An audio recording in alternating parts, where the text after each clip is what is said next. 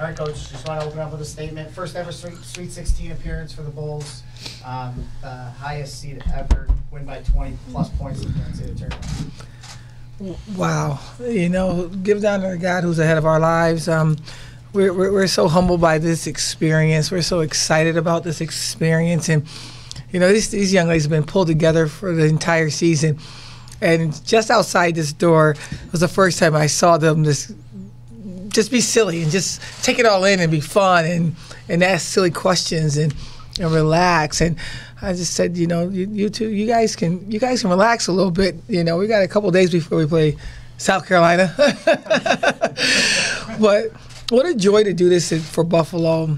What a thrill it is to take the first SUNY school to this level in men's or women's basketball. I said that this team was special in June to them, and I echoed that to the community by September and October. And I demanded from our NCAA to take notice to our MAC conference, because I thought that we had a special league as well. And I said we were more than a one-bid team. And as you can see, not only are we dancing, Central Michigan is doing a tremendous job of putting their dancing shoes on, too, after what they've done to Ohio State. So we're on our way. I just really am just grateful to be in the locker room with these 14 young women that teaches me life lessons on a daily basis. Sierra and Stephanie, what was the reception like coming back? Obviously it's spring break, but coming back on campus, and what's it been like coming back to Buffalo after that weekend? Well, we got back at like 4 a.m. But the reception, I think, was through more of social media. We got a lot of phone calls and text messages and notifications from Twitter and Facebook, just sharing the love and sharing the support that we have from our Buffalo community. Like you said, it is spring break, but everybody kept along, you know, with our progress throughout the Sweet 16 or throughout the tournament, getting to the Sweet 16. So it was just a lot of love and support, you know, getting back here. Yeah, there was a lot of encouragement, and I didn't check my phone until after we got back, because it was just so overwhelming from the support that we got from Buffalo fans. And, you know, everyone's really getting behind us, and we appreciate the support. And there's people that are messaging me saying they haven't watched our team yet and they're so inspired, and that's what we come out here to do. We want to inspire people, and we want to get people to love this game as much as we do. So, you know, we're really just excited to have the support that we do in Buffalo. Have you heard from anybody back home? Yeah, absolutely. They actually could watch the game yesterday, which was really cool, because like my family have kind of worked it out, but not everyone's really been able to follow along, and they actually showed like the highlights and they showed the second half. So it was really cool to see the Australians actually being able to watch the game for once. And, you know, friends from high school were saying, like, I just saw you on ESPN2. And like, it's just surreal to think that, you know, we're not just making such an impact in Buffalo, but now it's in Australia. And, you know, it's really cool to just have that following. It's all over the world now. Felicia, you touched on it, I think, last night after the game, just how this team, your players kind of like, in some ways saved you from after what happened at Indiana. Can you reflect back and think back to where you were after being let go, and how difficult that time was as compared to where you are right now today on Cloud 9? Well, you know, I never too high though, and I almost went too low though.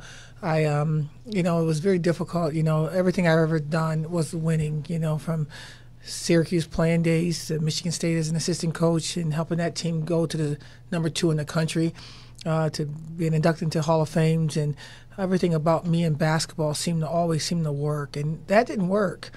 It didn't work, and I was told it wasn't going to work prior to taking the job, and I thought that I could help make the changes. And I went to Indiana for the right reasons, and it was bigger than basketball, to bring the world together in my head. That's my global way of thinking. And the gentleman that hired me, the president that hired me, we were on our way, and then they weren't there anymore. Then a new person comes, and then you try to figure out how to fit in, and you just didn't win enough games. We averaged 3,500 fans. We averaged a 3.0 GPA. It just wasn't working, and then they asked me to leave. And so, yeah, you feel broken. You feel like you let your family down, for one. You let yourself down in a way where you didn't know where else to go. And so I moved to Charlotte. I was building a house in Charlotte, and I said, I was going to be a life coach. I'm going to go in. I'm going to go in. If somebody needed help with defense, I'll go to their school and help them with defense. If somebody need to be motivated.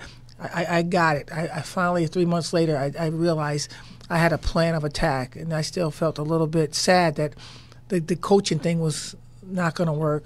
I was trying to be an assistant all over North Carolina, and nobody would hire me because they thought I was the head coach. And they probably was right, but I certainly just wanted an opportunity. And then Anuka Brown called me, and she was the senior women administrator here. And she said that they had a search committee looking for, certain people. And I wasn't obviously on that. We were coming off a 6-win season. She said, well, I want you to come in because I watched your team at Indiana, and I knew this was going to happen. But I just want you to come just get the experience of just interviewing. I said, I've been out for 3 months. I got so much energy. I'll be on top of Danny's desk saying, yes, I am the person. And by the time we ended that conversation with Danny White, after I came here, I felt like I was ready to get back into the game. And he called me before I got home and said I was the person for the job. And that's how and I got here. And I still certainly, my first year, wondering, when is the bottom going to fall out again? And I had this team. I said, but one thing I won't do is compromise what I stand for. When you at you get Indiana, you want to do it right, and you try to do it what you think they think is right. Well, when I came here, I said, this is the only thing I know. I'm going to give you all of just me. And if it's not good enough, I'm okay to walk away a second time.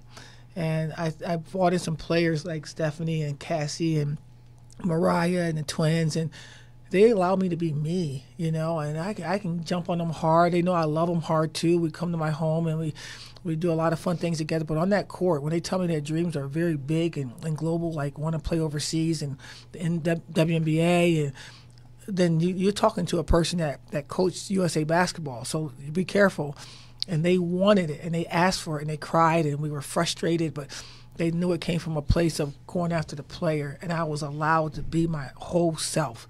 And I am so grateful because with them being their whole self and us being ours, this is what can come out of it. And to that, I give all glory to God.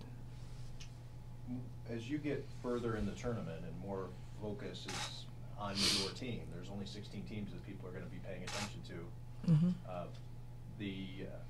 The national narrative is what people are going to say what you're about, or say what they think you're about. What would you say this team is about? Passion, defense. You take it from us, we're coming back and get it from you. We don't think that we're ever out of a game. You can be up by 20, we're going to come at you. Because it's not about the other team that we're playing. It's about our story, and it's about our sisterhood, and it's about our foxhole. And we refuse to let each other down until the last horn sound. And so when you play against Buffalo, you're going to remember Buffalo. We may not win the game, may not win the series, whatever, but the team that you're going to remember the most is the team called Buffalo, because of what these young ladies do and what they exude on that basketball court is complete passion for the game and about their story and their sisterhood. I wanted to ask Sierra and Stephanie about that and how you've seen it evolve in your years here at UB, playing for Coach, and the culture that was put in and the building blocks. How would you describe the evolution of this team to where it is now? I think just it's a family, and it's just grown and become closer every single year to the point that we're sisters. And being so far away from home, I'm so fortunate to have that family atmosphere. I know that I couldn't play anywhere else, and I would never want to, and this was the only school I wanted to go to. And to come in with the 5 seniors that we have, and we came in day one saying we want to leave this place better than when it came here. And now we can say that we've done that, and it's just grown as sisterhood. It really is. And on and off the court, you can see our chemistry, and we're a team that people laugh at in press conferences when we make jokes because we can't hold it in. And it's a family, and that's something that I think is really contributed a lot to our success, because you can't have chemistry like that and not be successful. I mean, we're a team closer than any team I've ever been on before, and that's something that we take a lot of pride in. Yeah, it just stands for oneness. That's what Coach preaches about. And I saw it from afar. Transferring in from UMass, I saw what Coach was doing with the program. I saw the players that she had. And going through my situation, I just knew I wanted to be a part of it.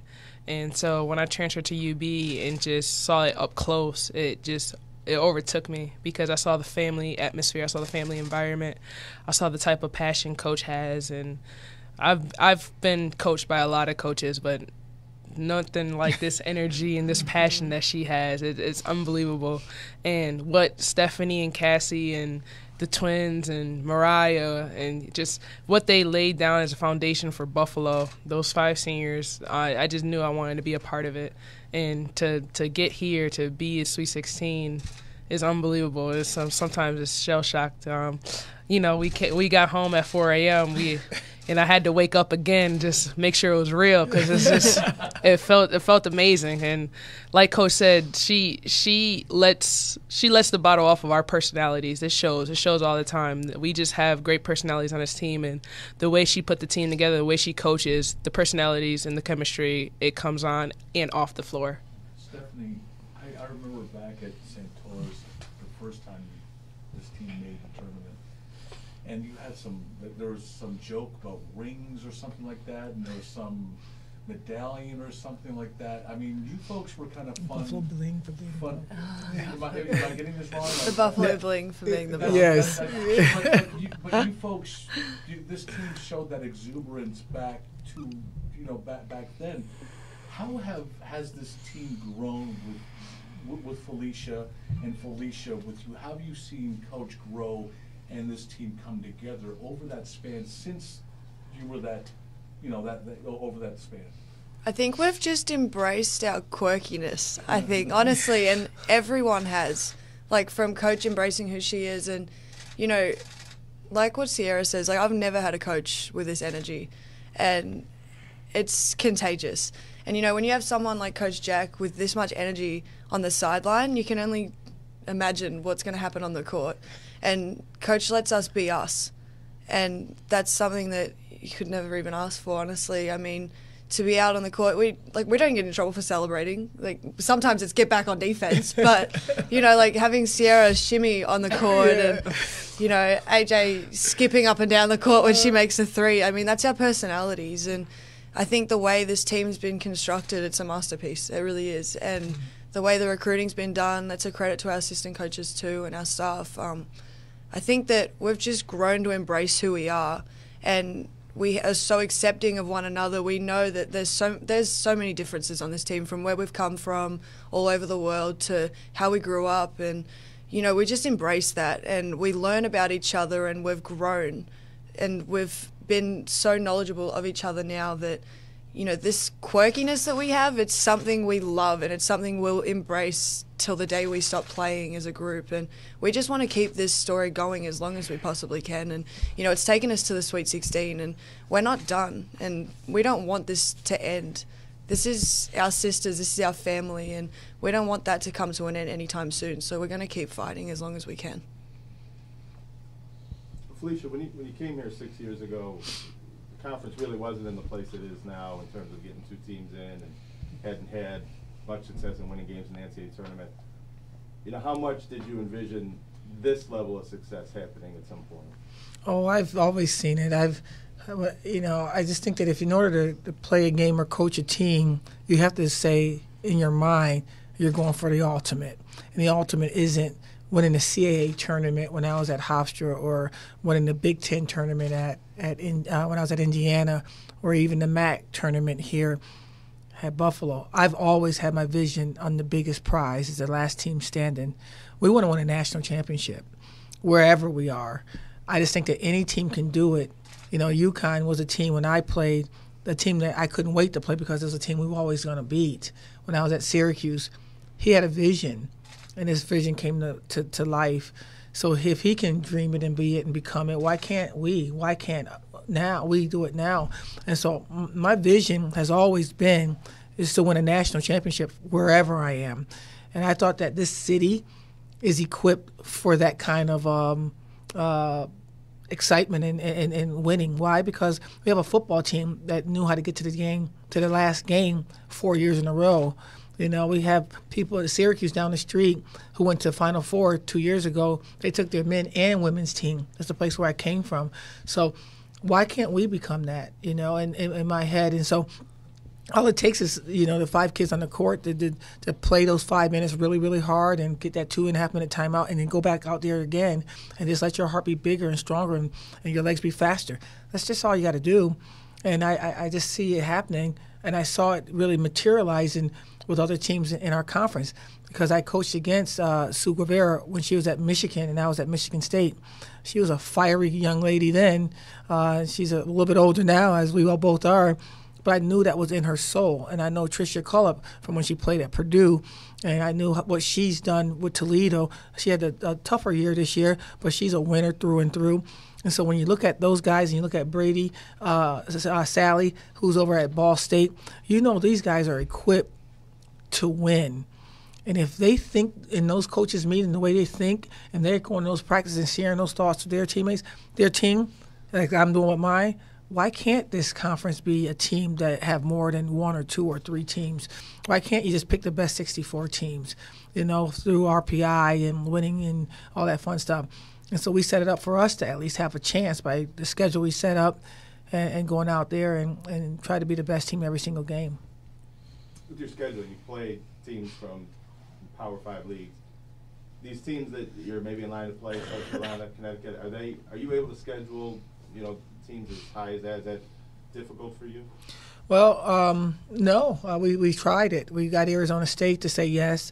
We've been trying to get Penn State, local schools, because we've been wanting to play against Syracuse, and it just never seemed to work out. So we scrimmaged those in close practices. But, for a couple of reasons why we want to scrimmage and play against those teams. Financially, they can help us. We don't have the biggest budget here at Buffalo. And the answer's been no. So we play the people that say yes, but in those conferences like Clemson and UNLV and NOAC and Nebraska over in the Big Ten. So we want to play any and everybody, because not that we're boasting that we're so good, but we want to find out how good we are. We want to be measured against the best in the country. And this is exciting to go up against a team that won the national championship. And is it something to be afraid of? We're too silly and quirky to be afraid. We want just to find out. We just want our story to be on this biggest stage. And if the biggest team and the biggest stage presents itself for us, we go forward. We go forward. Do you get a kick out of, and I work for the AP, but do you get a kick when I'm going to read something that was one of our AP writers wrote, something to the effect that South Florida felt they deserved a much better seed, potentially hosting the first 2 rounds. They'll take it out on Buffalo in the opener. Get a kick out of the people who discounted you and the fact that you might not even make the tournament? I think everybody has a right to an opinion. That's what democracy is all about, and I value that. I don't listen to any of it, because from what they share with me, the players on this team, nobody was a highly touted recruit. And so I get nervous when they say good things about us, because I know the guys that's making these statements, and I know that their ability as a basketball player or IQ level that they have. And so I don't mind it. I think they're okay. But when they start saying good things about us, that's when I get nervous, because I'm like, oh, crap, we're on the same team. Oh, no, I got to go start to recruit some other kind of kids. But, we have fun with it. We don't mind it. I mean, we haven't done anything. If you haven't done anything yet, how you expect to get that guy to say something different? I think that guy might kind of come in and say something different the next time he sees us. Maybe not. But that's not why we do it. We do it for the people that's in the foxhole. Anything else? Thank you guys for everything. Thank you. They're available for one-on-ones if you guys need anybody.